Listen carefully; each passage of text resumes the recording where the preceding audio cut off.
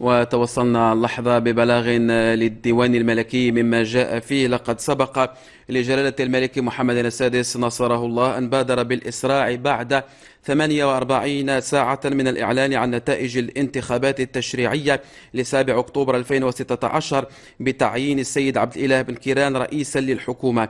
وللتذكير فقد سبق لجلالته أن حث رئيس الحكومة المعين عدة مرات على تسريع تكوين الحكومة الجديدة.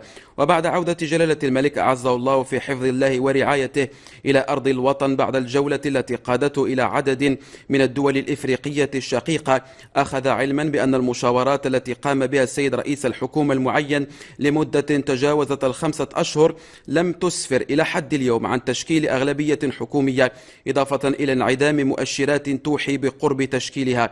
وبمقتضى الصلاحيات الدستورية لجلالة الملك بصفته الساهرة على احترام الدستور وعلى حسن سير المؤسسات والمؤتمن على المصالح العليا للوطن والمواطنين، وحرصا من جلالته على تجاوز وضعية الجمود الحالية، فقد قرر أعزه الله أن يعين كرئيس حكومة جديد شخصية سياسية أخرى من حزب العدالة والتنمية. وقد فضل جلالة الملك أن يتخذ هذا القرار السامي من ضمن كل الاختيارات المتاحة التي يمنحها له نص وروح الدستور تجسيدا لإرادته الصادقة وحرصه الدائم على توطيد الاختيار الديمقراطي وصيانة المكاسب التي حققتها بلادنا في هذا المجال. وسيستقبل جلالة الملك حفظه الله في القريب العاجل هذه الشخصية وسيكلفها بتشكيل الحكومة الجديدة. وقد أبى جلالة الملك إلى أن يشيد بروح المسؤولية العالية والوطنية الصادقة التي أبان عنها السيد عبد الإله بن كيران طيلة الفترة التي تولى خلالها رئاسة الحكومة بكل كفاءة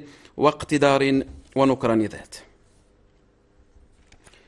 إذا أعجبك الفيديو لا تنسى الإعجاب والتعليق،